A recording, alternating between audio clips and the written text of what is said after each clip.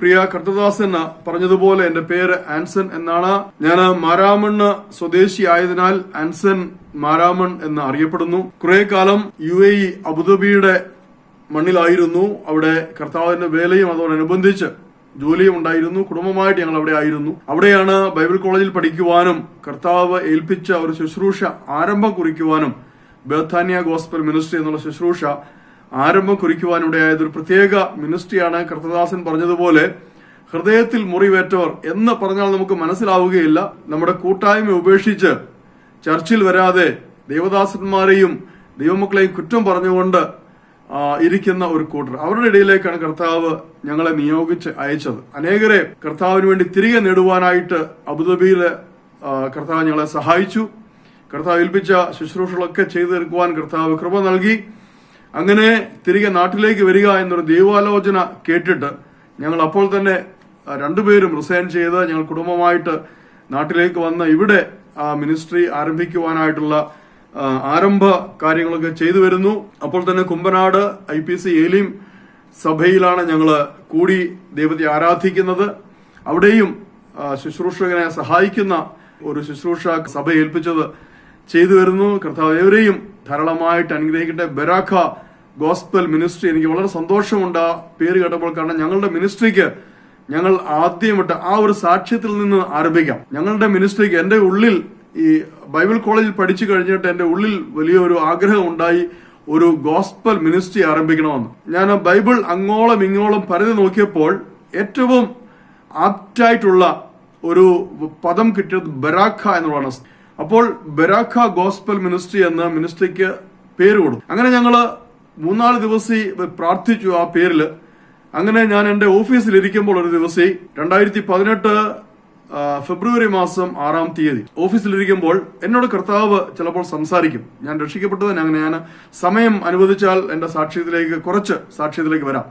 കർത്താവിന്റെ ശബ്ദം കേട്ടു. എന്നോട് പറഞ്ഞതാണ്, ആൻസൺ, നീ ഒരു മിനിസ്ട്രി, ഒരു ശുശ്രൂഷ ആരംഭിക്കുക. ആ ശുശ്രൂഷയുടെ പേരാണ് ബേഥാനിയ ഗോസ്പൽ മിനിസ്ട്രി. അപ്പോൾ ഞാൻ സിസ്റ്റത്തിന് മുമ്പിലിരിക്കുകയായിരുന്നു. പെട്ടെന്ന് ഗൂഗിളിലെ ബേഥാനിയ, കാരണം ബethania ഒത്തിരി കേട്ടിട്ടുണ്ട്. ബethania എന്ന് പറയുന്ന ഒരു ഡീസന്റ് പേരാ. കാരണം കത്തോലിക്ക സഭയിലും ഓർത്തഡോക്സ് സഭയിലും പെന്തക്കോസ്ത് സഭകളിലൊക്കെ ബethany എന്ന് പേരുള്ള ധാരാളം ശുശ്രൂഷകളുണ്ട്. കേൾക്കാൻ നല്ല ഐശ്വര്യമുള്ള ഒരു പേരാ ബethany എന്ന് പറയുന്നത്. നമ്മൾ പറയുമ്പോൾ മാർത്തയുടെയും ഒക്കെ സ്ഥലമാണല്ലോ ബethany എന്ന് പറയുന്നത്, ലാസറിന്റെയും മറിയുടെയും ഒക്കെ സ്ഥലം. അതുകൊണ്ട് തന്നെ ആ കഥകൾ നമുക്ക് വളരെ ഇഷ്ടമാണ്, ആ പേര് നമുക്ക് ഇഷ്ടമാണ്. പക്ഷെ ബേഥാനിയ എന്ന ഒരു പേര് ഞാൻ അത് കേട്ടിട്ടില്ല. ഞാൻ അതുകൊണ്ട് പെട്ടെന്ന് ഗൂഗിളിൽ അടിച്ച് ബേഥാനിയ എന്നുള്ള അർത്ഥം എന്താണെന്ന് ഹീബ്രുവിൽ പെട്ടെന്ന് എനിക്ക് മനസ്സിലായി. യഥാർത്ഥത്തിൽ മലയാളത്തിൽ പറഞ്ഞാൽ ദരിദ്രവാസികളുടെ ഭവനം എന്നതാണ് എന്റെ യഥാർത്ഥ അർത്ഥം. അപ്പോൾ ഞാൻ പെട്ടെന്ന് കർത്താവിനോട് പറഞ്ഞു, കർത്താവ് എന്താ ഇത്, ഒരു ഗോസ്പൽ മിനിസ്ട്രി തുടങ്ങുമ്പോൾ ദരിദ്രന്റെ ഭവനം എന്ന് പറഞ്ഞാണ് തുടങ്ങേണ്ടത്. കർത്താവ് അത്രയും ഒന്നും സംസാരിച്ചില്ല. ഈ ശബ്ദം ഞാൻ കേട്ടിട്ട് പിന്നൊന്നും സംസാരിച്ചില്ല. അടുത്ത ശബ്ദം ഞാൻ കേൾക്കുന്നത്, തുറക്കുക മർക്കോസ് എഴുതിയ സുവിശേഷം 11-ാം അധ്യായം. ഞാൻ പെട്ടെന്ന് അത് തുറന്നപ്പോൾ ആ അധ്യായം നിറയെ ബേഥാനിയ ആണ്. സ്തോത്രം. അങ്ങനെ എന്നിട്ട് ഞാൻ ആ പേര് മാറ്റിയില്ല, നേരെ ഞങ്ങളുടെ സഭാ പാസ്റ്ററുടെ അടുത്ത് വന്നു അന്ന് വൈകുന്നേരം. അപ്പൊ അദ്ദേഹം പറഞ്ഞു, അങ്ങനെയൊന്നും മിനിസ്ട്രി തുടങ്ങാൻ പറ്റുകയില്ല, അതിനൊക്കെ ചില ചിട്ടവട്ടങ്ങളൊക്കെ ഉണ്ട്. എന്നിട്ട് അപ്പോൾ ഞാൻ അത് കേട്ടിട്ടങ്ങ് മാറി, അത് പിന്നെ മാറ്റിവെച്ചു. അടുത്ത ദിവസം ഞങ്ങളുടെ സഭായോഗമാണ്, വ്യാഴാഴ്ച വൈകിട്ട്. അവിടെ വെള്ളിയാഴ്ചയായിരുന്നല്ലോ നേരത്തെ അവധി. അപ്പോൾ വ്യാഴാഴ്ച സഭായോഗമാണ്. സഭായോഗത്തിന് ഞങ്ങൾ കുടുംബമായിട്ട് കടന്നു ചെന്നു. അന്ന് അവിടെ വിസിറ്റിംഗ് പാസ്റ്റേഴ്സ് ഒന്നും ഇല്ലായിരുന്നു. സാധാരണ ആരെങ്കിലും കാണുന്നതാണ്. ഒരു വിസിറ്റിംഗ് പാസ്റ്റർ എന്ന് പറഞ്ഞാൽ 5-10 മിനിറ്റ് സമയം കൊടുക്കും. അങ്ങനെയാണ് അവിടെ നടക്കുന്നത്. പക്ഷെ അന്ന് പെട്ടെന്ന് ഒരു ദേവദാസൻ അവിടെ കയറി വന്നു. അപ്പോൾ ആരോ ഞങ്ങളുടെ പാസ്റ്ററുടെ ചെവിയിൽ എന്തോ പറഞ്ഞു. ഒരുപക്ഷെ പറഞ്ഞത് ശുശ്രൂഷയുള്ള ദേവദാസനാണ്, സമയം കൊടുക്കണമെന്നായിരിക്കാം. എന്തായാലും അവിടെ 1.5 മണിക്കൂറത്തെ ആരാധനയുള്ളൂ, 1.5 മാക്സിമം 2 മണിക്കൂർ. അരമണിക്കൂറത്തെ ഗാനശുശ്രൂഷ കഴിഞ്ഞിട്ട് ഞങ്ങളുടെ ദേവദാസൻ എഴുന്നിട്ട് പറഞ്ഞു, ഇന്ന് കടന്നു വന്നിരിക്കുന്ന ഇന്ന ദേവദാസനാണ്, മുഴുവൻ സമയവും അദ്ദേഹത്തിന് ശുശ്രൂഷിക്കാൻ കൊടുക്കുകയാണ്. ഈ ദേവദാസൻ എഴുന്നേറ്റു. അദ്ദേഹം പറഞ്ഞു, എന്റെ പേര് ഏഴംകുളം സാം എന്നാണ്. സാംകുട്ടിയല്ല, സാം, ഏഴംകുളം സാം. ഞാൻ അധികം ഒന്നും പറയുന്നില്ല. എല്ലാവരും വേദപുസ്തകം തുറക്കുക, മർക്കോസിന്റെ സുവിശേഷം തുറക്കുക, 11-ാം അധ്യായം തുറക്കുക. അദ്ദേഹം 1 മണിക്കൂർ ബേഥാനിയെ കുറിച്ച് പ്രസംഗിച്ചു. അതിനേക്കാൾ കൂടുതൽ ഒരു ഉറപ്പ് കർത്താവ് എനിക്ക് തരാനില്ല. ഞാൻ അപ്പോൾ തന്നെ എഴുന്നേറ്റ് ഞങ്ങളുടെ ദേവദാസന് ഒരു സമാധാന ചുമരം കൊടുത്തിട്ട് ചെവിയിൽ പറഞ്ഞു, ദേവദാസ നാളെ ആരംഭിക്കുകയാണ്. അങ്ങനെ ഓൺ ദ വേ വരുന്ന വഴിയിൽ, എനിക്ക് ആരുമില്ല, ഞങ്ങളുടെ കുടുംബം 4 പേരേ ഉള്ളൂ, വേറെ ആരും തുടങ്ങാനായിട്ടില്ല. വരുന്ന വഴിയിൽ എന്റെ കൂടെ ബൈബിൾ കോളേജിൽ പഠിച്ച, അപ്പോൾ കർത്താവ് പറഞ്ഞിരുന്നു, ഞാൻ ഒരു കാര്യം പറയാൻ പറഞ്ഞു, കർത്താവ് പറഞ്ഞിരുന്നു, ഹൃദയത്തിൽ മുറിവേറ്റവരെ ശുശ്രൂഷിക്കുവാനുള്ള മിനിസ്ട്രി, അതാണ് ബഥാനിയ ഗോസ്പൽ മിനിസ്ട്രി. അപ്പോൾ എനിക്ക് അതേക്കുറിച്ചൊന്നും അറിയില്ല. ഞാൻ വരുന്ന വഴിക്ക് ഞങ്ങളുടെ കൂടെ ബൈബിൾ കോളേജിൽ പഠിച്ച ഒരു ഓർഡൈൻഡ് പാസ്റ്റർ അസംബ്ലീസ് ഓഫ് ഗോഡില്, അദ്ദേഹത്തെ വിളിച്ച് പറഞ്ഞ് പ്രാർത്ഥിക്കണം, ഞങ്ങള് വീട്ടിൽ നാളെ രാവിലെ പ്രാർത്ഥിച്ച് ഈ മിനിസ്ട്രി ആരംഭിക്കുകയാണെന്ന്. അപ്പോൾ അദ്ദേഹം പറയുകയാണ്, നിക്ക് ഞങ്ങളും കൂടെ വരുന്നു. അവർ 4 പേരുണ്ട്. അപ്പോൾ അടുത്ത ദിവസം അവര് രാവിലെ വന്ന് ഞങ്ങൾ ഒരുമിച്ച് 8 പേര് പ്രാർത്ഥിച്ച് ആ മിനിസ്ട്രി ആരംഭിക്കും. അപ്പോൾ അവരാണ് ആദ്യത്തെ കുടുംബം. പിന്നീട് കർത്താവ് അതുപോലെ ഓരോരുത്തരെ കൂട്ടിക്കൊണ്ടുവന്നു. സഭയുമായിട്ട് ബന്ധം വിച്ഛേദിച്ച പലരും, അങ്ങനെ അവരെ തിരികെ ശുശ്രൂഷയിലൂടെ സഭയിലേക്ക് കൊണ്ടുവരാൻ കർത്താവ് സഹായിച്ചു. അപ്പോൾ ഈ ബെറാഖ ഗോസ്പൽ മിനിസ്ട്രി എന്നുള്ള ആ പേര് കേട്ടപ്പോൾ എനിക്ക് വലിയ സന്തോഷമുണ്ടായി. സ്തോത്രം. കർത്താവ് ധാരാളമായിട്ട് അനുഗ്രഹിക്കട്ടെ. ദേവദാസിനെയും കുടുംബത്തെയും ഈ പ്രവർത്തനങ്ങളെയും ഇതുമായിട്ട് ചേർന്ന് പ്രവർത്തിക്കുന്ന എല്ലാവരെയും ധാരാളമായിട്ട് അനുഗ്രഹിക്കട്ടെ. ഇന്ന് യഥാർത്ഥത്തില് ഞാൻ ധാരാളം വിഷയങ്ങൾ ആലോചിച്ചു, അറിയാവുന്ന കുറെ വിഷയങ്ങൾ ആലോചിച്ചു. ഈ കഴിഞ്ഞ ദിവസങ്ങളിലൊക്കെ ഉണർവ് എന്ന ഒരു വിഷയം നമ്മളെല്ലാം കേട്ടുകൊണ്ടിരിക്കുക സമൂഹ മാധ്യമങ്ങളിലൂടെ. എങ്ങോട്ട് നോക്കിയാലും ഉണർവ്, പല വിധത്തിലുള്ള ഉണർവുകൾ. അപ്പോൾ ഞാൻ വിചാരിച്ചു, ദുരുപദേശം സംബന്ധിച്ച ഒരു വചന ശുശ്രൂഷ ചെയ്താൽ നല്ലതല്ലേ? കാരണം ഇന്ന് ധാരാളം ഇങ്ങനെയുള്ള കാര്യങ്ങൾ കേട്ടിട്ട് നമ്മുടെ യുവ സഹോദരങ്ങൾ തെറ്റിപ്പോകുന്നു. ഞാൻ അങ്ങനെ വിചാരിച്ചിരിക്കുമ്പോൾ വൈകുന്നേരം ഈ ഗോസ്പൽ മിനിസ്ട്രിയെ ദൈവസന്നിധിയിൽ ഏൽപ്പിച്ച് പ്രാർത്ഥിച്ചുകൊണ്ടിരുന്നപ്പോൾ കർത്താവ് എന്നെ ഒരു പുതിയ വിഷയം ഏൽപ്പിച്ചു. ആ വിഷയം ഇന്ന് ഒന്ന് സ്പർശിക്കുവാനാണ് ഞാൻ ആഗ്രഹിക്കുന്നത്. ആ വിഷയത്തിന്റെ പേരാണ് ദ ഡിവൈൻ റെസ്റ്റ്, അഥവാ ദൈവിക സ്വസ്ഥത. എനിക്കൊരു കാര്യം ഉറപ്പുണ്ട്, കർത്താവ് ബെറാഖ ഗോസ്പൽ മിനിസ്ട്രിയോട് അറിയിക്കുവാനായിട്ട് ദൈവിക സ്വസ്ഥത എന്ന ഒരു വിഷയം തന്നുവെങ്കിൽ ഒരു കാര്യം ഉറപ്പാണ്, ആ സ്വസ്ഥത അനുഭവിക്കുവാൻ പല കാരണം കൊണ്ടും സാധിക്കാത്ത അനേകർ ഈ മിനിസ്ട്രിയിലുണ്ട്, അല്ലെങ്കിൽ വരും ദിവസങ്ങൾ ഈ മിനിസ്ട്രിയുമായി ബന്ധപ്പെടുവാൻ പോവുകയാണ്. അപ്പോൾ ഈ മിനിസ്ട്രിക്കുള്ള ദൂതാണ് ദൈവിക സ്വസ്ഥത. സ്തോത്രം. അപ്പോൾ ആ ഒരു വിഷയത്തെ സംബന്ധിച്ച് ദൈവാത്മാവിന്റെ ഉള്ളിൽ പ്രേരണ തന്ന ധാരാളം വചനഭാഗങ്ങളുണ്ട്. കുറച്ച് വചനഭാഗങ്ങളിലേക്ക് പോയി കൂടുതലൊന്ന് വചനവായനയായിരിക്കും, ഞാൻ തന്നെ വായിക്കാം, കാരണം പ്രയാസമാകുമല്ലോ നമ്മളിങ്ങനൊരു മീറ്റിംഗിൽ. വചനം വായിച്ച് അത് ധ്യാനിക്കുന്ന ഒരു സാവധാനം, അത് ധ്യാനിച്ച് ഗ്രഹിക്കുന്ന ഒരു നല്ല ശുശ്രൂഷയിലേക്ക് കടന്നു വരാൻ എല്ലാവരും പ്രാർത്ഥിച്ചാട്ടെ. അതിന് ആസ്പദമായിട്ട് ഞാൻ വായിക്കുവാൻ ആഗ്രഹിക്കുന്നത് ഒന്നാമതായിട്ട് ഹെബ്രായ ലേഖനം. ആർക്കെങ്കിലും വായിക്കാമെങ്കിൽ വായിക്കാം കേട്ടോ.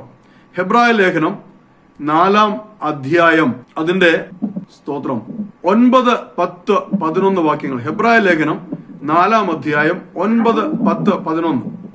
ആകയാൽ ദൈവത്തിന്റെ ജനത്തിന് ഒരു ശബ്ദനുഭവം ശേഷിച്ചിരിക്കുന്നു.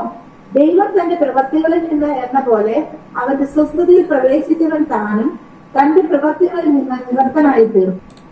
സ്തോത്രം. ആകയാൽ ദൈവത്തിന്റെ ജനത്തിന് ഒരു ശബ്ബത്ത് അനുഭവം ശേഷിച്ചിരിക്കുന്ന. ശബ്ബത്ത് എന്ന് പറയുന്നത് സ്വസ്ഥതയാണ്, സ്വസ്ഥത. ദൈവം തന്റെ പ്രവൃത്തികളിൽ നിന്ന് എന്നതുപോലെ അവന്റെ സ്വസ്ഥതയിൽ പ്രവേശിച്ചവൻ താനും തന്റെ പ്രവൃത്തികളിൽ നിന്ന് നിവൃത്തനായി തീർന്നു. എന്ന് വെച്ചാൽ ദൈവം ചെയ്തുകൊണ്ടിരുന്നതായ ആ പ്രവൃത്തികൾ പൂർത്തീകരിച്ചിട്ട് ദൈവം ഒരു സ്വസ്ഥതയിലേക്ക് കടന്നു. അതുകൊണ്ട് ആരും അനുസരണക്കേടിന്റെ സമദൃഷ്ടാന്തത്തിനൊത്തവണ്ണം വീഴാതിരിക്കേണ്ടതിന് നാം ആ സ്വസ്ഥതയിൽ പ്രവേശിക്കുവാൻ ഉത്സാഹിക്കുക. ആരെങ്കിലും ഈ നിമിഷം വരെ ദൈവികമായ ആ സ്വസ്ഥതയിലേക്ക് പ്രവേശിക്കുവാൻ ബാക്കി നിൽക്കുന്നുവെങ്കിൽ അവരോടുള്ള ഒരു ആഹ്വാനമാണ്, നിങ്ങൾ അതിനുവേണ്ടി ഉത്സാഹിക്കുക. നിങ്ങൾ ഇതുവരെയും ആ സ്വസ്ഥതയിൽ ആയിട്ടില്ല, അതിനുവേണ്ടി നമുക്ക് ഒരുമിച്ച് ഉത്സാഹിക്കാം. തുടർന്ന് വേറൊരു വചനഭാഗം വായിക്കുവാൻ ആഗ്രഹിക്കുക. പഴയ നിയമത്തിൽ നിന്ന് ആവർത്തന പുസ്തകം 12-ാം അധ്യായം അതിന്റെ 9-ാം വാക്യം. ആവർത്തന പുസ്തകം 12-ാം അധ്യായം അതിന്റെ 9-ാം വാക്യം. നിങ്ങളുടെ ദൈവമായ യഹോവ നിങ്ങൾക്ക് തരുന്ന സ്വസ്ഥതയ്ക്കും അവകാശത്തിനും നിങ്ങൾ ഇതുവരെ എത്തിയിട്ടില്ലല്ലോ. എബ്രായ ലേഖനം 4:1 പറയുന്നത് അവന്റെ സ്വസ്ഥതയിൽ പ്രവേശിപ്പാനുള്ള വാഗ്ദത്തം ശേഷിച്ചിരിക്കയാൽ, ആ വാഗ്ദത്തം അനേകർക്ക് വേണ്ടി ശേഷിച്ചിരിക്കുന്നു. ആർക്കെങ്കിലും അത് ലഭിക്കാതെ പോയി എന്ന് വരാതിരിപ്പാൻ നാം ഭയപ്പെടുക. എന്താണ് ഇവിടെ ശബ്ബത്ത് അഥവാ സ്വസ്ഥത എന്ന് പറയുന്നത്? നമ്മൾ ഉൽപ്പത്തി പുസ്തകത്തിലേക്ക് കടന്നു വരികയാണെങ്കിൽ ഉൽപ്പത്തി പുസ്തകം 2-ാം അധ്യായത്തിലാണ് ഈ സ്വസ്ഥത അഥവാ ശബ്ബത്ത് എന്നതിന്റെ ആരംഭം കുറിക്കുന്നത്. നമുക്കറിയാം, 1-ാം അധ്യായത്തിൽ ദൈവം ആകാശങ്ങളെയും ഭൂമിയെയും അഥവാ സ്വർഗങ്ങളെയും ഭൂമിയെയും ഒക്കെ സൃഷ്ടിച്ച് സകല ചരാചരങ്ങളെയും സൃഷ്ടിച്ച് തന്റെ സൃഷ്ടികർമ്മത്തെ എല്ലാം നോക്കിയിട്ട് അവയെല്ലാം ഏറ്റവും നല്ലത്. അറിയാമോ, 1-ാം അധ്യായത്തിൽ ഏകദേശം 7 പ്രാവശ്യമാണ്, 7 പൂർണ്ണതയാണ്, 7 പ്രാവശ്യമാണ് നല്ലത് എന്ന് പറയുന്നത്. അതോടെ ചേർത്ത് ഒരു കാര്യം ഇപ്പോൾ ഓർമ്മ വരുമ്പോൾ ഞാൻ പറഞ്ഞു കൊള്ളട്ടെ. ഒരു പഠിപ്പിക്കലുണ്ട്, നിങ്ങൾ ചിലർ കേട്ട് കാണും, പിശാചിനെ ദൈവം പിശാചായി ആദിയിൽ തന്നെ സൃഷ്ടിച്ചുവെന്ന്.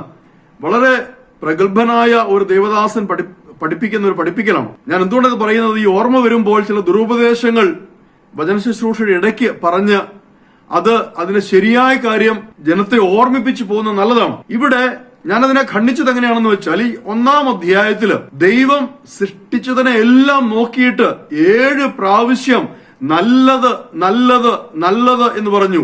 അപ്പോൾ ആ ദേവദാസൻ പഠിപ്പിച്ചത് ശരിയാണെങ്കിൽ പിശാച് നല്ലതാ. നമ്മളെന്തിനാ പിശാചിനെതിരായിട്ട് യുദ്ധം ചെയ്യുന്നത്? നമ്മളെന്തിനാ പിശാചിനെതിരായിട്ട് പ്രാർത്ഥിക്കുന്നത്? എന്തിനാ നമ്മൾ പിശാചിനെ പേടിക്കുന്നത്?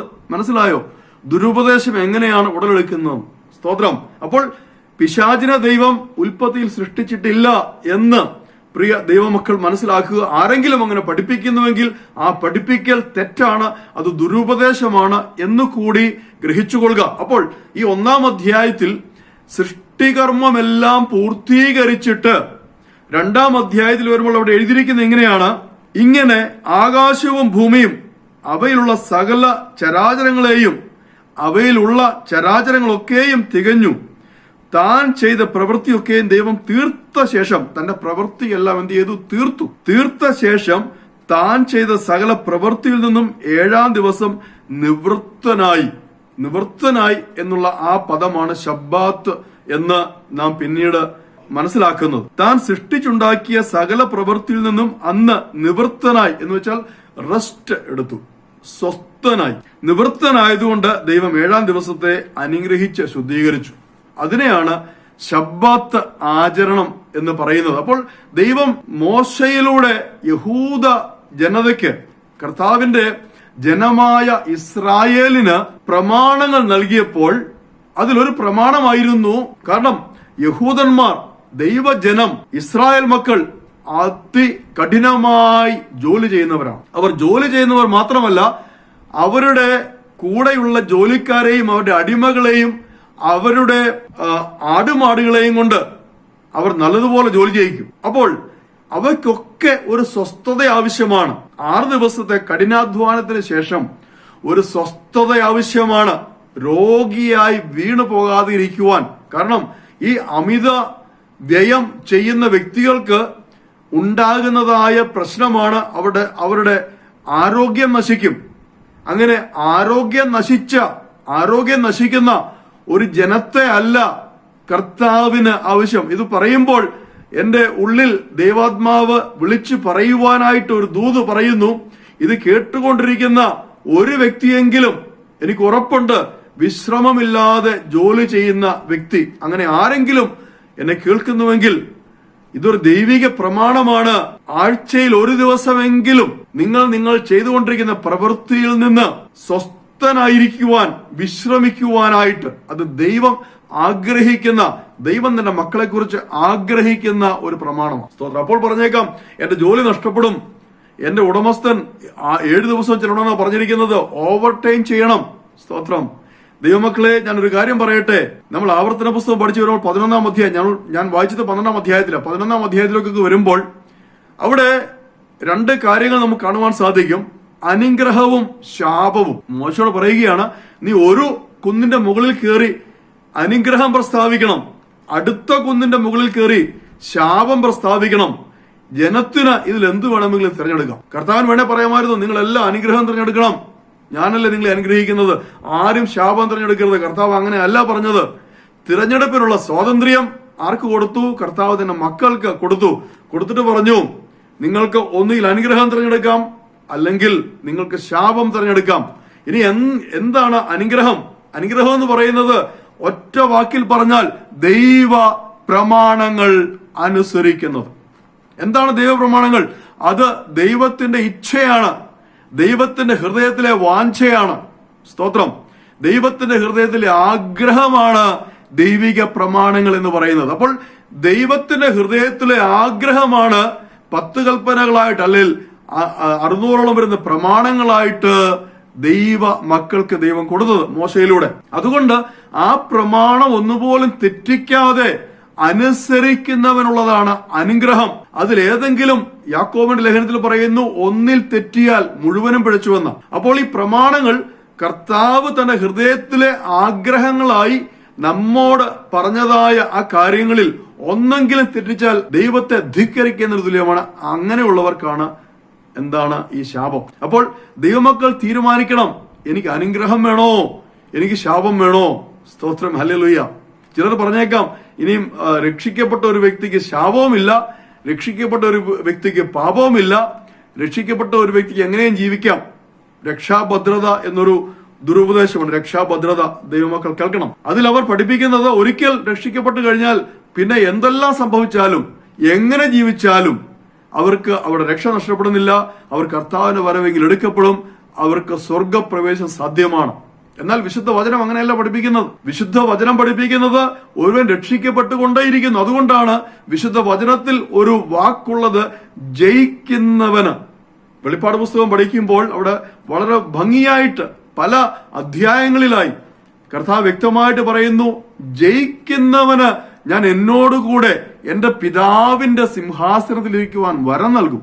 ജയിക്കുന്നവനാ, രക്ഷിക്കപ്പെട്ടവന് നല്ല അവിടെ പറയുന്നത്. എന്താണ് ജയിക്കുന്നവന്? വിശ്വാസ ജീവിതം ഓടി തീർക്കുന്നതാണ് ജയമെന്ന് പറയുന്നത്. അതുകൊണ്ടാ നമ്മൾ വായിച്ച ഹെബ്രായ ലേഖനത്തിൽ പറയുന്നത്, സാക്ഷികളുടെ ഒരു സമൂഹം നമുക്ക് ചുറ്റുമുണ്ടെങ്കിലും നാം എന്താ ചെയ്യേണ്ടത്? ഇടത്തേക്കും വലത്തേക്കും നോക്കാതെ നമുക്ക് രക്ഷാപൂർത്തി വരുത്തുന്നവനായ യേശു ക്രിസ്തുവിനെ ലാക്കാക്കി ലക്ഷ്യമാക്കി മുന്നോട്ട് ഓടുക. അതിന്റെ അർത്ഥം എന്താണ്? നിങ്ങൾ വീണു പോകാതെ, മുന്നും പിന്നും നോക്കാതെ നിങ്ങളുടെ വിശ്വാസ ജീവിതത്തിൽ ശക്തമായിട്ട് ക്രിസ്തുവിലേക്ക് നോക്കി മുന്നോട്ട് ഓടി ആ ഓട്ടം തികയ്ക്കണം. എന്താണ് ഓട്ടത്തിന് തികവെന്ന് പറയുന്നത്? ക്രിസ്തുവിൽ എത്തിച്ചേരുകയാണ്. അതുകൊണ്ട് 1 യോഹന്നാൻ 3-ാം അധ്യായത്തിൽ പറയുന്നത്, ദൈവമക്കളെ, നാം ഇന്നതാകുമെന്ന് നമുക്ക് ഇതുവരെ വെളിപ്പെട്ടിട്ടില്ല. പക്ഷെ ഒരു കാര്യം ഉറപ്പാണ്, അവൻ വരുമ്പോൾ നാം അവനെ പോലെ ആയിത്തീരും. കാരണം എന്താണ്? നാം എടുക്കപ്പെടും, നാം ക്രിസ്തുവുമായിട്ട് മുഖാമുഖം കാണും, ക്രിസ്തുവിനോട് നമ്മൾ ചേരും, നമ്മൾ ക്രിസ്തുവുമായിട്ട് ഒന്നാകും. അതാണ് വിശ്വാസ ജീവിതത്തിന്റെ ജയമെന്ന് പറയുന്നത്. സ്തോത്രം. ഹല്ലേലൂയ. അവിടെയാണ് നമുക്ക് ആ പൂർണ്ണമായ സ്വസ്ഥത, ദൈവിക സ്വസ്ഥത ലഭിക്കുന്നത്. ഹല്ലേലൂയ. അപ്പോൾ ഞാൻ പറഞ്ഞല്ലോ, ഉൽപ്പത്തി പുസ്തകം 2-ാം അധ്യായത്തിൽ ദൈവം സ്ഥാപിച്ചതായ ഒരു പ്രത്യേക സംവിധാനമാണ് മനുഷ്യനും മൃഗങ്ങൾക്കും അടിമകൾക്കും വിശ്രമം ആവശ്യമാണ്. അതിനുവേണ്ടി ഒരു ദിവസത്തെ മാറ്റിവെച്ചു.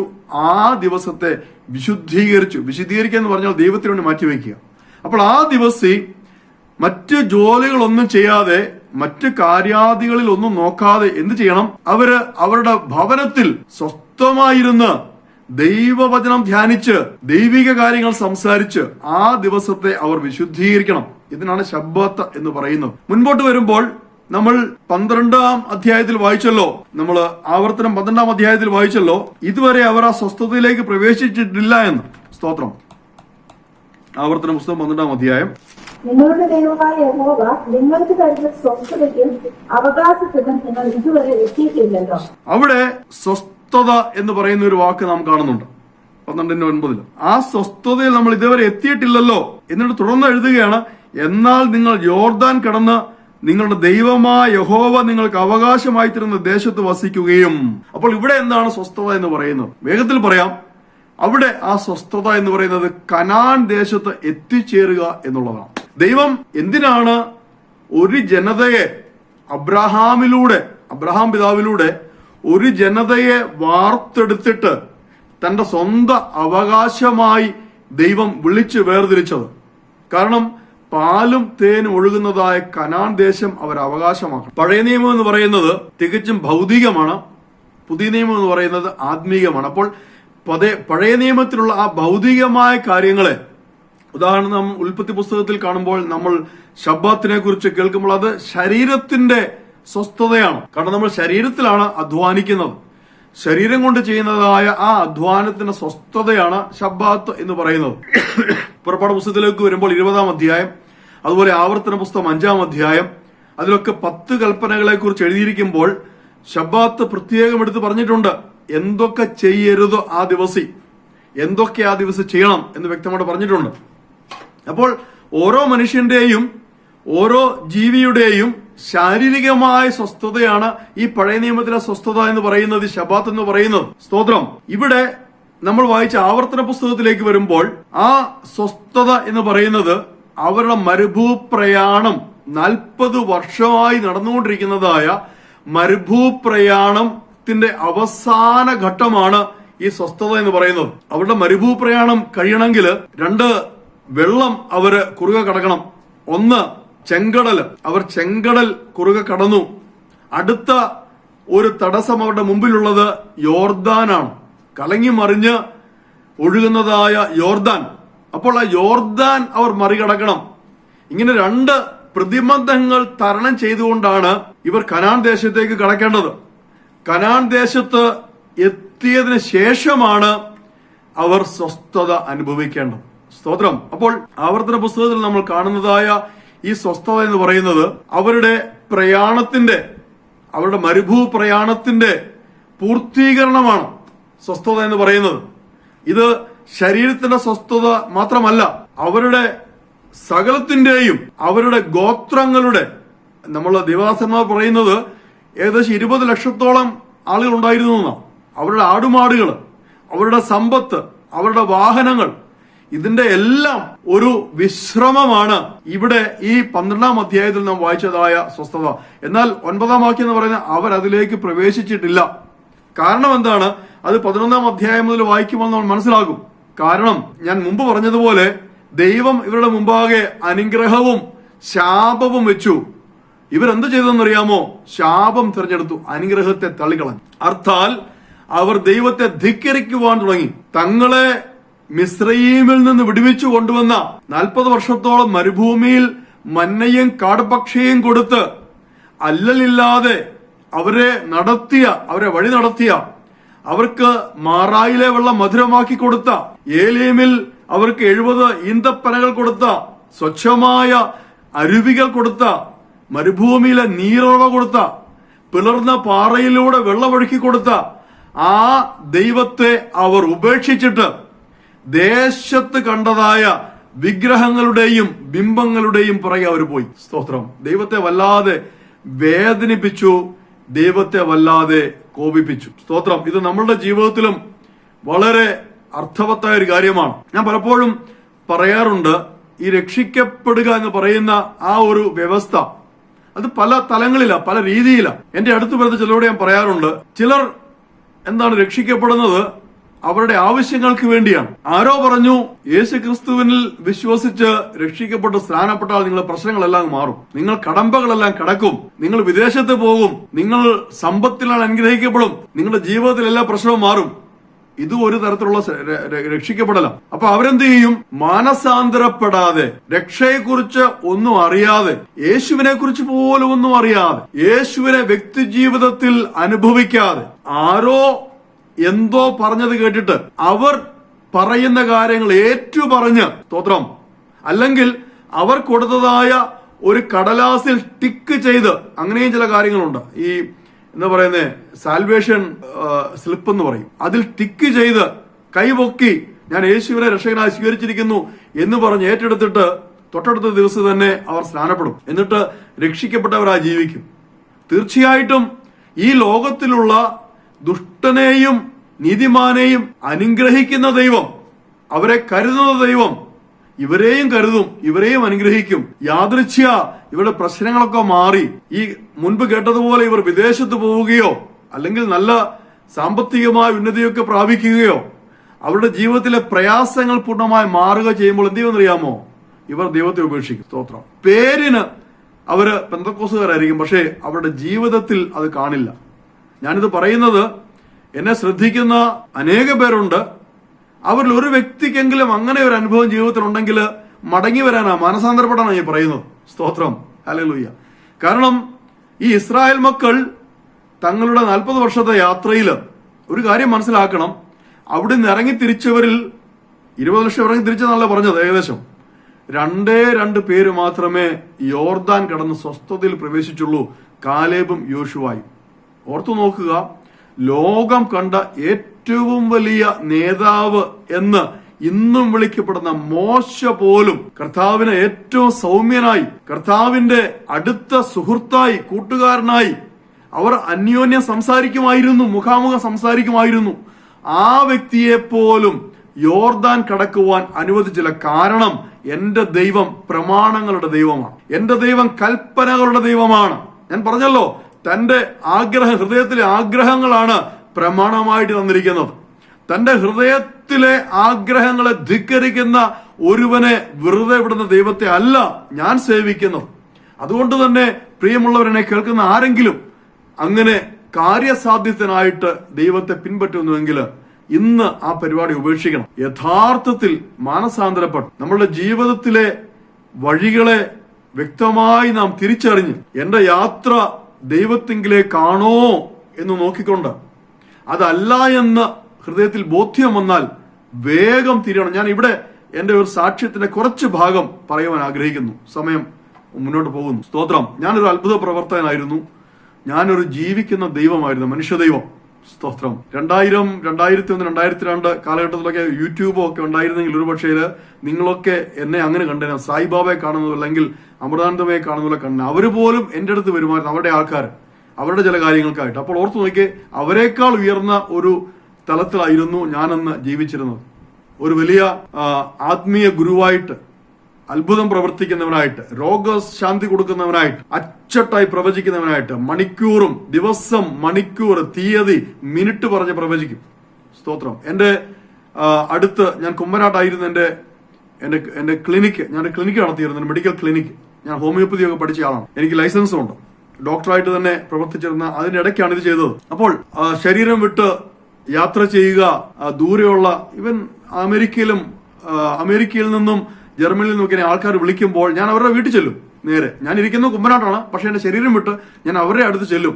ചെന്നിട്ട് അവരുടെ കാര്യങ്ങൾ അവരോട് പറയും, അവിടുത്തെ ഓരോ കാര്യങ്ങൾ. അപ്പോൾ ആ ഒരു ലെവലിൽ ഇന്ന് നിങ്ങൾ കാണുന്നുണ്ടോ വലിയ അത്ഭുതങ്ങളും അടയാളങ്ങളും. ഞാനൊരു കാര്യം പറയട്ടെ, ഞാനിത് പറയുമ്പോൾ തെറ്റിദ്ധരിക്കരുത്.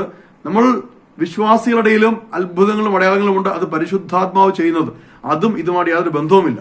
അപ്പോൾ തന്നെ ഒരു കാര്യം പറയട്ടെ, ഈ അത്ഭുതങ്ങളും അടയാളങ്ങളും നോക്കി ആരും പോകരുത്. ഞാനത് പറയാൻ വേണ്ടി ഇത് പറഞ്ഞു വരുന്നു. അതല്ല നമുക്ക് ദൈവത്തിങ്കിലേക്കുള്ള നമ്മുടെ മാർഗം. അത്ഭുതങ്ങളും അടയാളങ്ങളും അല്ല. അത്ഭുതങ്ങളും അടയാളങ്ങളും ഒരു വേള നമുക്ക് കൂടി വരുവാൻ ഒരു കാരണമായി തീരാം, ദൈവവചനം കേൾക്കുവാൻ ഒരു കാരണമായി തീരാം. ദൈവവചനം കേൾക്കുവാൻ വിസമ്മതിക്കുന്ന ഒരു വ്യക്തിയെ സംബന്ധിച്ച് ഒരു അത്ഭുതമോ അടയാളമോ ദൈവത്തെ കുറിച്ച് കേൾക്കുവാനും സുവിശേഷം കേൾക്കുവാനുമുള്ള ഒരു മുഖാന്തരമായി തീരാം. അപ്പോൾ ഞാൻ അങ്ങനെ ജീവിക്കുന്ന ആ കാലയളവിലാണ് എനിക്കൊരു ദിവസം മനസ്സിലാകുന്നത്, ഞാനൊരു ഭവനത്തില് എന്നെ അവര് പ്രതിഷ്ഠയ്ക്കായിട്ട് വിളിച്ചു, വലിയൊരു ഭവനം. അവിടെ ചെന്ന് അവരാദ്യം പറഞ്ഞ ഇവിടെ പൂജാമുറി പ്രാർത്ഥിക്കണമെന്ന്. ആ പൂജാമുറിയിലേക്ക് കയറുമ്പോഴാണ് ഞാൻ മനസ്സിലാക്കുന്നത് ധാരാളം ദൈവങ്ങളുടെ പടങ്ങളും രൂപങ്ങളും ഒക്കെ അവിടെ ബിംബങ്ങളൊക്കെ വെച്ചിട്ടുണ്ട്. അതിന്റെ ഏറ്റവും മുകളിലേക്ക് നോക്കിയപ്പോൾ ഒരു വലിയ ഫോട്ടോ. ആ ഫോട്ടോയിൽ അവർ പൂമാല ചാർത്തി അതിന്റെ കീഴെ തീ കത്തിച്ച് വിളക്ക് കത്തിച്ച് വെച്ചിരിക്കുന്നത്. ഞാൻ നോക്കിയപ്പോൾ എന്റെ പടമാണ്, എന്റെ ഫോട്ടോ ആണ്. എന്നെ അവർ ദൈവമായിട്ട് ആരാധിക്കുവാൻ ആരംഭിച്ചു കഴിഞ്ഞു. അപ്പോൾ എനിക്ക് മനസ്സിലായി എന്റെ വഴി വിട്ട് ഞാൻ പോകാൻ തുടങ്ങിയെന്ന്. അവിടെയാണ് മനസ്സിലാക്കുന്നത് ഞാൻ ഈ അത്ഭുതങ്ങളും അടയാളങ്ങളും എല്ലാം ചെയ്തിരുന്നത് യേശു ക്രിസ്തുവിന്റെ പേരിലും പരിശുദ്ധാത്മാവിന്റെ പേരിലും. അതുകൊണ്ട് സഭാ ബിഷപ്പുമാരും പുരോഹിതന്മാരും മന്ത്രിമാരും എല്ലാവരും, എല്ലാ നാനാജാതി മതസ്ഥരും എന്നെ കാണാൻ വരുമായിരുന്നു. ഓർത്തു നോക്കുക, ചെയ്തിരുന്നത് യേശുവിന്റെ പേരിലാണ്. അപ്പോൾ അങ്ങനെ ഇത് കണ്ടപ്പോൾ മുതൽ എന്റെ ഉള്ളിൽ ഒരു ചിന്തയുണ്ടായി, എന്റെ വഴി എനിക്കൊന്ന് പരിശോധിക്കണമല്ലോ. അപ്പോൾ ഞാൻ പ്രാർത്ഥിക്കും. കാരണം കത്തോലിക്ക വിശ്വാസത്തിലാണെങ്കിലും ഞാൻ വളരെ കുഞ്ഞിലേ മുതൽ മദ്ബഹായിലൊക്കെ ശുശ്രൂഷിക്കുന്നവനായിരുന്നുകൊണ്ട് പ്രാർത്ഥിക്കും, ദൈവമായിട്ട് അടുത്ത ബന്ധമുണ്ട്. ഞാൻ കർത്താവിനോട് ഈ കാര്യം പ്രാർത്ഥിക്കുവാൻ ആരംഭിച്ചു. എനിക്ക് വേറൊന്നും അറിയില്ല കേട്ടോ. എനിക്ക് കത്തോലിക്ക സഭയിലെ പ്രാർത്ഥനകളും സുറിയാനി പാട്ടുകളും എന്നല്ല, എനിക്ക് വേറൊന്നും അറിയില്ല, മറ്റു കാര്യങ്ങളൊന്നും അറിയില്ല. പെന്തക്കോസ്തുകാരെന്ന് കേട്ടാൽ എനിക്ക് ഭയങ്കര വിഷമമാണ്, ഞാൻ അവർ ഓടിക്കും. സ്തോത്രം. അപ്പോൾ ആ ഒരു അവസ്ഥയിൽ ഇങ്ങനെ പോകുമ്പോൾ ഒരു ദിവസം പള്ളിയിൽ ഞാനന്ന് പ്രാർത്ഥനായോഗ പ്രസിഡന്റ് ആയിരിക്കുമ്പോൾ ഒരു ദിവസത്തെ സംയുക്തമായ മീറ്റിംഗിൽ ഞാൻ അധ്യക്ഷനായിട്ട് ഇരിക്കുകയാണ്. അധ്യക്ഷ പ്രസംഗത്തിന് എഴുന്നേറ്റു. അന്ന് നല്ലൊരു പ്രസംഗിക്കും. അധ്യക്ഷ പ്രസംഗത്തിന് എഴുന്നേറ്റു. അന്ന് വേദപുസ്തകം വായിക്കുന്നത് കത്തോലിക്ക സഭയിലൊക്കെ ആ പ്രസംഗിക്കുന്നവർ തന്നെയാ, ജനമല്ല വായിക്കുന്നത്. വേദപുസ്തകം തുറന്ന് ഒരു വാക്യം അങ്ങ് വായിക്കുക, പിന്നെ തോന്നുന്നതൊക്കെ അങ്ങ് പ്രസംഗിക്കുക. കാരണം കേൾക്കുന്നവർക്ക് ഇമ്പം ഉണ്ടാണ്, അത്രേ ഉള്ളൂ. അല്ലാതെ അവർക്ക് പ്രത്യേകിച്ച് വചനത്തിൽ നിന്നൊന്നും കേൾക്കാനില്ല. ഞാൻ തുറന്നത് പുറപ്പാട് പുസ്തകം 20-ാം അധ്യായം, കൈവച്ചത് മുകളിൽ ആകാശത്തിലാകട്ടെ താഴെ ഭൂമിയിലാകട്ടെ യാതൊന്നിന്റെയും പ്രതിമ ഉണ്ടാക്കരുത് എന്നുള്ള ആ ഭാഗമാണ്. എന്റെ ജീവിതത്തിൽ ആദ്യമായിട്ട് ഞാനത് വായിക്കുക. കാരണം കത്തോലിക്കലെ 10 കൽപ്പനയിൽ ആ ഭാഗം ഇല്ല, അത് കട്ട് ചെയ്ത് മാറ്റിയിരിക്കുക. അപ്പോൾ ഞാനത് പതിയെ അങ്ങ് അടച്ചു വെച്ചിട്ട് കുറച്ച് തമാശയൊക്കെ പറഞ്ഞിട്ട് വീണ്ടും വേദപുസ്തകം തുറന്നപ്പോൾ ഞാൻ കൈവച്ച് കാണുന്നത് ആവർത്തന പുസ്തകം 5-ാം അധ്യായം, അതേ വാക്യം. എന്റെ ഉള്ളിൽ ഒരു പ്രചോദനം ഉണ്ടാവുകയാണ്, ഇത് ഉറക്കെ വിളിച്ച് അങ്ങ് പ്രസംഗിക്കണമെന്ന്. ഞാൻ ഈ ആവർത്തന പുസ്തകം 5-ാം അധ്യായത്തിലെ ആ ഭാഗങ്ങൾ ഉറക്കെ വിളിച്ച് പ്രസംഗിക്കാൻ ആരംഭിക്കുകയും അവിടെ ഉണ്ടായിരുന്ന കുറെ നല്ല അപ്പച്ചന്മാർ എഴുന്നേറ്റ് എന്നെ പിടിച്ചിരുത്തിയിട്ട് അവർ പറഞ്ഞു, നിന്റെ ഉള്ളിൽ പിശാച് കിടന്നിരിക്കുന്നു, അതുകൊണ്ടാണ് നീ ഇതൊക്കെ പ്രസംഗിക്കുന്നത് എന്ന് പറഞ്ഞ് എന്നെ ഇരുത്തി അവർ ആശീർവാദം പറഞ്ഞ് ആ മീറ്റിംഗ് അവസാനിപ്പിച്ചു. പക്ഷേ ഞാൻ പള്ളി വിട്ട് പോയില്ല. കാരണം എന്റെ ഉള്ളു പറഞ്ഞു, ഇത് പരിശുദ്ധാത്മാവിനാൽ രചിതമായ വേദപുസ്തകത്തിൽ നിന്നാണ് ഞാൻ വായിച്ചത്. അപ്പോൾ എങ്ങനെയാണ് ഇവർ പറയുന്നത് അത് പിശാചാണ് എന്നെ കൊണ്ട് പറയിപ്പിച്ചത്? സ്തോത്രം. ആ ദിവസം മുതൽ തീരുമാനമെടുത്തു വിശുദ്ധ വചനം പഠിക്കുവാനായി. അങ്ങനെ വിശുദ്ധ വേദപുസ്തകം പഠിക്കുവാൻ ആരംഭിച്ച് പഠിച്ചു വരുമ്പോൾ മനസ്സിലായി ഞാൻ ചെയ്തുകൊണ്ടിരിക്കുന്ന കാര്യങ്ങളൊക്കെയും തെറ്റാണ്, ദൈവ പദ്ധതിക്ക് എതിരാണ്. ഞാനായിരിക്കുന്ന സഭയിലെ ചില കാര്യങ്ങൾ പോലും ദൈവ പദ്ധതിക്ക്, ദൈവിക പ്ലാനിന് എതിരാണെന്ന് വ്യക്തമായി ഞാൻ പ്രാർത്ഥിക്കാൻ തുടങ്ങി. കർത്താവെ, എന്നെ ഇതിൽ നിന്ന് ഒന്ന് കരകയറ്റണം, ഞാൻ കുഴിയിൽ കിടക്കാണെന്ന് മനസ്സിലായി. ദൈവം വലിയ അത്ഭുതം പ്രവർത്തിച്ചു. 2007 ഡിസംബർ മാസം, ഞാൻ പെട്ടെന്ന് പറയാണ്, ക്രിസ്മസിന്റെ ദിവസം എന്നെ ഇവിടുന്ന് അബുദാബിയിലേക്ക് പറഞ്ഞയച്ചു. ഞാൻ അപ്ലൈ ചെയ്തതല്ല, എനിക്ക് ഒരു 4 പൈസ മുടക്കമില്ല. ഞാൻ അബുദാബിയിൽ, ഞാൻ ബേസിക്കലി എയർക്രാഫ്റ്റ് എഞ്ചിനീയറാണ്, വിമാനത്തെ റിപ്പയർ ചെയ്യുന്ന എഞ്ചിനീയറാണ്. അപ്പോൾ അങ്ങനെയുള്ള ഒരു കുട്ടിയെ പഠിപ്പിക്കുവാനായിട്ട് എന്നെ അവിടെ നിന്ന് വിളിച്ചു. ഞാൻ ഇവിടെ നിന്ന് പോയി. അവിടെ ചെന്നും ഞാൻ ആദ്യം നോക്കിയത് കത്തോലിക്ക പള്ളി എവിടുന്നാ. അങ്ങനെ അബുദാബി കത്തോലിക്ക പള്ളിയിൽ ചെല്ലുന്നു. അവിടെയും നല്ല ഭക്തനായിട്ട് മദ്ബഹ കാര്യങ്ങളൊക്കെ ചെയ്ത് മുന്നോട്ട് പോകുന്നു. 2 വർഷം അങ്ങനെ പോയി. അന്ന് ഞാൻ മദ്യപിക്കുകയും ചെയ്യുമായിരുന്നു. കാരണം അത് കൂടെ ഈ ഉള്ളൊരു കാര്യമാണ്. ഞാൻ ബേസിക്കലി മിലിറ്ററിയിലായിരുന്നു. അപ്പോൾ അതിന്റെ ഒരു ഭാഗമായിട്ട് മദ്യവും പുകവലിയൊക്കെ ഉണ്ടായിരുന്നു. ഞാൻ എന്റെ ആവശ്യത്തിലുള്ള മദ്യമൊക്കെ വാങ്ങിച്ച് എന്റെ മുറിയിൽ വന്ന് ഞാനിത് വീക്കെൻഡ് ആഘോഷിക്കുവാനായിട്ട് തുടങ്ങുമ്പോൾ കുപ്പിയൊക്കെ തുറന്ന് ഇരിക്കുമ്പോൾ ഒരു നേർത്ത സ്വരം കേൾക്കുന്നു. ഒരു മനുഷ്യൻ സംസാരിക്കുന്നത് പോലെ മലയാളത്തിൽ എന്നോട് പറയുകയാണ്, അൻസൻ, നീ പാപിയാണ്, മാനസാന്തരപ്പെട്ട് തിരിഞ്ഞുകൊള്ളുക. വളരെ ദൂരത്തുനിന്നാണ് കേൾക്കുന്നത്, പക്ഷെ എനിക്കത് വ്യക്തമായിട്ട് കേൾക്കാം. ഞാനത് ശ്രദ്ധിക്കാൻ പോലാണ്. ഞാൻ കുറച്ച് അന്ന് ഒരു യുക്തിവാദിയൊക്കെ ആയിരുന്നു, ശ്രദ്ധിക്കാനേ പോയില്ല. ഞാനിത് ഗ്ലാസ്സിലേക്ക് ഒഴിക്കുവാൻ തുടങ്ങിയപ്പോൾ കുറച്ചുകൂടെ ഉച്ചത്തിൽ കേട്ടു, ആജ്ഞയോടെ കേട്ടു, അൻസൻ, നിന്റെ പാപങ്ങൾ നിന്നെ എന്നിൽ നിന്ന് അകറ്റിയിരിക്കുന്നു, മാനസാന്തരപ്പെട്ട് ദൈവത്തെങ്കിലേക്ക് തിരിഞ്ഞുകൊള്ളുക. ഞാൻ എടുത്ത വായില് തിരിച്ചു പറഞ്ഞു, ഞാൻ ഇപ്പോൾ പള്ളിയിൽ പോയി കുർബാനയും കൊണ്ട് വന്നതാ. എന്റെ പാപങ്ങളെല്ലാം ക്ഷമിക്കപ്പെട്ട് കഴിഞ്ഞു, എന്നിൽ പാപമില്ല. ഉണ്ടെങ്കിൽ വല്ലതും കാണിച്ചു തരണം, വല്ലതും ഉണ്ടെങ്കിൽ. ഞാനിങ്ങനെ പുച്ഛത്തോടെ പറയുകയും നിമിഷ നേരം കൊണ്ട് എന്റെ കാഴ്ച മറയുകയാണ്. ആ നിമിഷം മുതൽ ഞാൻ കാണുവാൻ തുടങ്ങുന്നത്, എന്നെ കണ്ണു തുറന്നാലും കണ്ണടച്ചാലും എങ്ങോട്ട് നോക്കിയാലും ഞാൻ കാണുന്നത് ഏകദേശം 10-12 വയസ്സ് മുതൽ ഞാൻ എന്തെല്ലാം കാട്ടിക്കൂട്ടിയോ, എന്തെല്ലാം അച്ഛന്റെ കുമ്പസാരക്കൂട്ടിൽ പോയി കുമ്പസാരിച്ചോ, എന്തെല്ലാം കുമ്പസാരിക്കാതെ ഇരുന്നോ, ഇതാണ് കാണുന്നത്. 3 ദിവസം 2009 ഡിസംബർ മാസം 9-ാം തീയതി വൈകുന്നേരം തുടങ്ങിയ സംഗതിയാണ്. 9 ആയി, 10 ആയി, 11 ആയി, 12-ാം തീയതി രാത്രി ആയപ്പോഴത്തേക്ക് ഞാൻ ആ മദ്യം വാങ്ങുന്നത് വരെയുള്ള കാര്യങ്ങൾ വ്യക്തമായിട്ട് കേൾക്കാം, എനിക്ക് കാണാം. അങ്ങനെ ആ ഭാഗം എത്തിയപ്പോൾ എന്റെ ഉള്ളം ശക്തമായി എന്നോട് പറയുകയാണ്, ഇത് പിശാചല്ല മോനെ എന്നോട് സംസാരിച്ചത്, കർത്താവായ യേശു ക്രിസ്തുവാണ്, പരിശുദ്ധാത്മാവാണ് സംസാരിച്ചത്. എനിക്ക് ആ ബോധ്യം ഉണ്ടായിട്ട് ഞാൻ നേരെ നിലത്ത് കമഴ്ന്ന് വീഴുകയാണ്. എന്നിട്ട് കരയാൻ തുടങ്ങി. ഞാൻ കർത്താവിന്റെ കാലെ പിടിച്ചു. കർത്താവ്, എനിക്ക് മനസ്സിലാകുന്നു അവിടുന്നാണ് എന്നോട് ഈ ദിവസങ്ങളിൽ സംസാരിച്ചുകൊണ്ടിരുന്നത്. എന്നെ രക്ഷിക്കണമേ, എന്റെ പാപങ്ങൾ മോചിക്കണമേ. എഴുന്നേറ്റപ്പോൾ എനിക്കൊരു കാര്യം മനസ്സിലായി. എന്റെ കയ്യിൽ നിന്നും എന്റെ നെറ്റിയിൽ നിന്നും എന്റെ ശരീരത്തിൽ നിന്നും ധാരാളം ശക്തികൾ വിട്ടുപോകുന്നതായിട്ട്, അങ്ങനെ ഒരു ഭാരമില്ലാത്തവനായിട്ട്, ഒരു വട്ടപൂജ്യമായിട്ട്, ഒരു ബിഗ് സീറോ ആയിട്ട് ഞാൻ ആയിത്തീർന്നു. പക്ഷേ എന്റെ ഉള്ളിൽ ഭയങ്കരമായ സന്തോഷം. ഞാൻ എല്ലാം മറന്നു. എനിക്ക് സംസ്കൃതം അറിയാമായിരുന്നു, അത് മറന്നുപോയി. ഞാൻ പഠിച്ചു വെച്ച ഫിലോസഫി, തത്വശാസ്ത്രം എല്ലാം മറന്നുപോയി നിമിഷ നേരം കൊണ്ട്. കുറച്ച് അറബി കാര്യങ്ങളൊക്കെ അറിയായിരുന്നു, ഖുറാൻ കാര്യങ്ങൾ മറന്നുപോയി, എല്ലാം മറന്നുപോയി നിമിഷ നേരം കൊണ്ട്. അങ്ങനെ ആ നിമിഷം ഞാൻ കർത്താവ് യേശു ക്രിസ്തുവിനെ എന്റെ സ്വന്തം രക്ഷിതാവും കർത്താവുമായിട്ട് സ്വീകരിച്ചു. സ്തോത്രം. തുടർന്ന് ഞാൻ ചെയ്തത്, അപ്പോഴത്തെ രാത്രി ഏകദേശം 12 മണിയായി. 12-ാം തീയതി ആകുകയാണ്. 11-ാം തീയതി രാത്രി ഞാൻ എന്ത് ചെയ്തു, എന്റെ ഒരു ബെഡ്ഷീറ്റ് എടുത്തിട്ട് എന്റെ ധാരാളം രൂപങ്ങളും പ്രാർത്ഥനാ പുസ്തകങ്ങളും ജപമാലകളും നൊവേന പുസ്തകങ്ങളും ഒക്കെ ഉണ്ടായിരുന്നു. ഇവയെല്ലാം കൂടെ ഒരു ബെഡ്ഷീറ്റിൽ പൊതിഞ്ഞ് എന്റെ മദ്യവും കയ്യിലിരുന്ന ബാക്കി കാര്യങ്ങളെല്ലാം കൂടെ പൊതിഞ്ഞിട്ട് ആ രാത്രിയിൽ തന്നെ കൊണ്ട് കച്ചറ ഇടുന്ന സ്ഥലമുണ്ട്, അവിടെയൊക്കെ തഡ്വീർ എന്ന് പറയും, അവിടെ വലിയ ബാസ്ക്കറ്റുകളാണ്, അതിനകത്ത് കൊണ്ട് തള്ളി തിരിച്ച് സമാധാനത്തോടെ മുറിയിലേക്ക് കയറുമ്പോൾ എനിക്ക് സ്നാനം ഒന്നും അറിയില്ല, എന്നോട് ആരും പറഞ്ഞിട്ടില്ല. എനിക്ക് വെറുപ്പാണ്, കാരണം ഞാൻ സ്നാനപ്പെട്ടവരാണല്ലോ. എന്റെ ഉള്ളിൽ ശക്തമായി വരുന്നതാണ് എനിക്ക് സ്നാനപ്പെടണം. പക്ഷെ എനിക്ക് ആരുമായിട്ടൊരു ബന്ധവുമില്ല. പിന്നീട് അന്ന് രാത്രി ഉറങ്ങി, സമാധാനത്തിൽ ഉറങ്ങി. രാവിലെ ഒരു സ്വപ്നം കണ്ട് എഴുന്നേറ്റത് എന്റെ ജോലി രാജിവെക്കുന്നതായിട്ട്. ഞാൻ അപ്പോൾ തന്നെ അന്ന് തന്നെ അടുത്ത ദിവസം ഓഫീസിൽ ചെന്ന ഉടനെ ഒരു റെസിഗ്നേഷൻ ഫോം വാങ്ങിച്ച് ഫില്ലപ്പ് ചെയ്ത് വെക്കുന്നു. ഞാൻ ആ സ്വപ്നത്തിൽ കണ്ടതുപോലെ തന്നെ സംഭവിച്ചു. അപ്പോൾ രാജിവെക്കുന്നു. അങ്ങനെ ജോലി രാജിവെച്ച് ഭവനത്തിലേക്ക് മടങ്ങി വരുന്നു, സമാധാനമുള്ളവനായിട്ട്, സ്വസ്ഥതയുള്ളവനായിട്ട്. ഇതാണ് എന്റെ രക്ഷിക്കപ്പെട്ട സാക്ഷ്യം. സ്തോത്രം, ഹല്ലേലൂയ.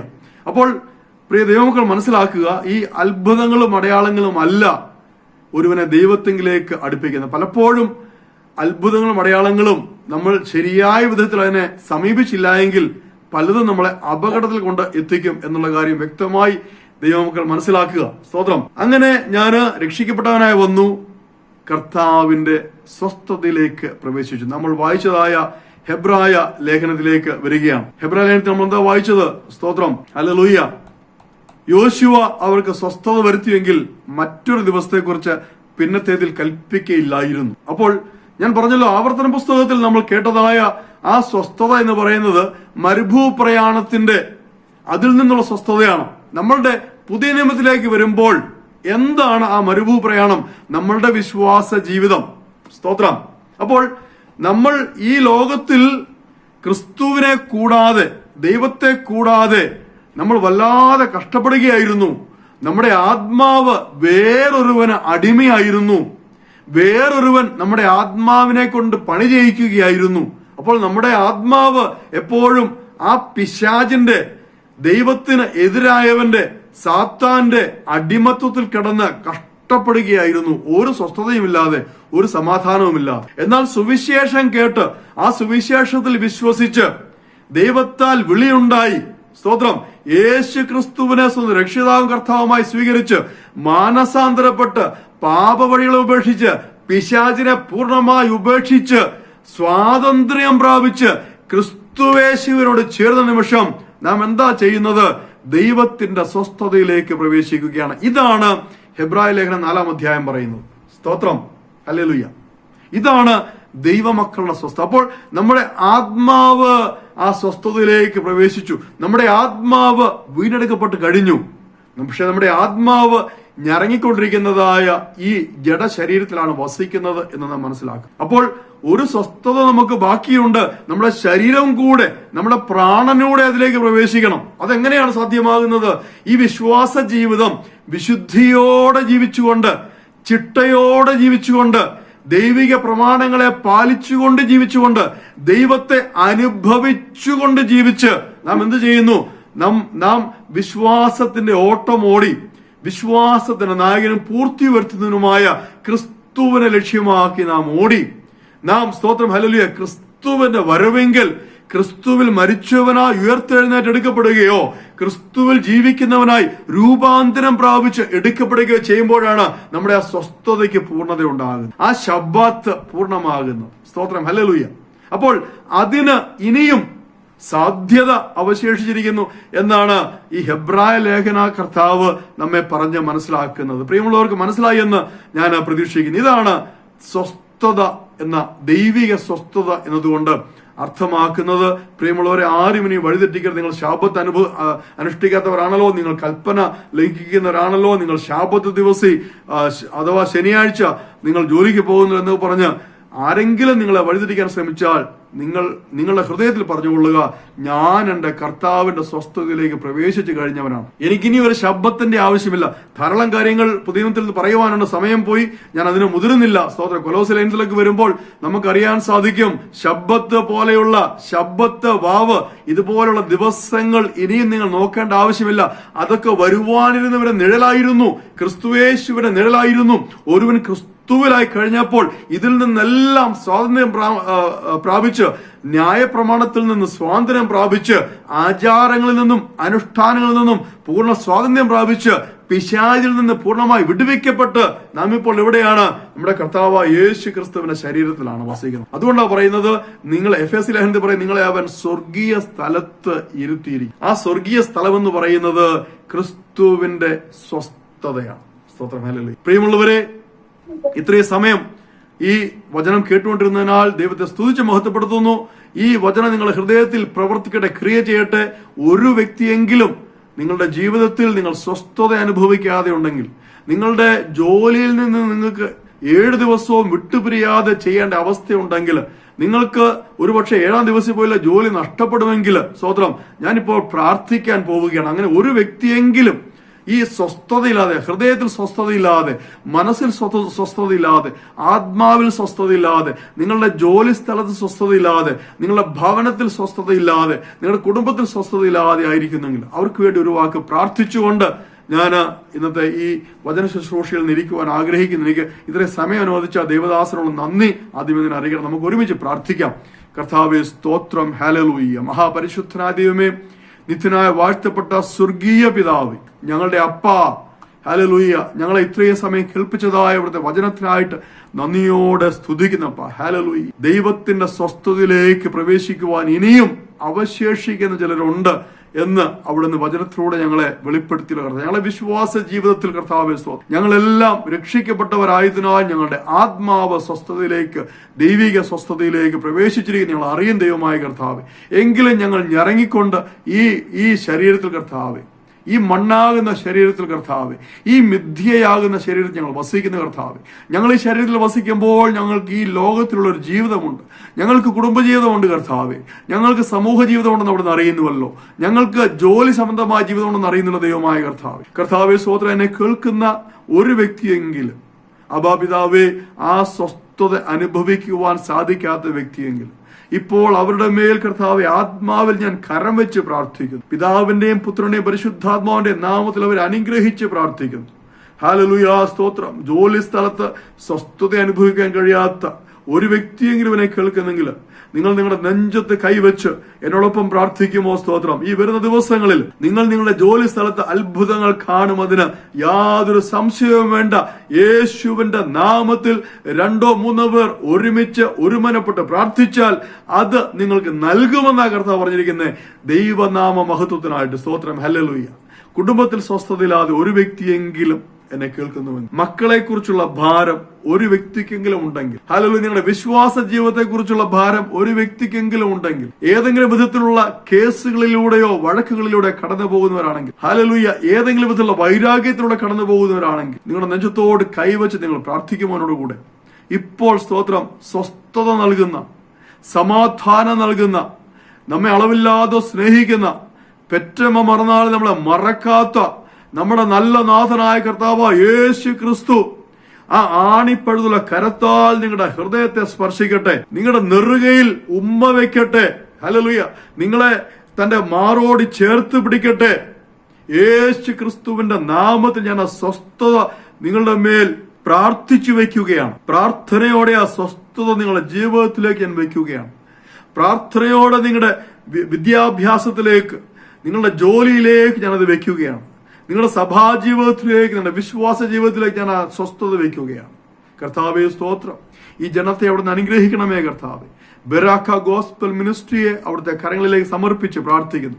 ദേവദാസിനെയും കുഞ്ഞുങ്ങളെയും കർത്താവ് സഹോദരിയെയും അവിടുത്തെ കരങ്ങളിലേക്ക് സമർപ്പിച്ച് പ്രാർത്ഥിക്കുന്ന പിതാവേ, ഇവരുടെ പ്രവർത്തനങ്ങളാൽ അനേകർ സമാധാനം കണ്ടെത്തുവാൻ, ആശ്വാസം കണ്ടെത്തുന്നതിനിടയാണ് ദൈവമായ കർത്താവ്.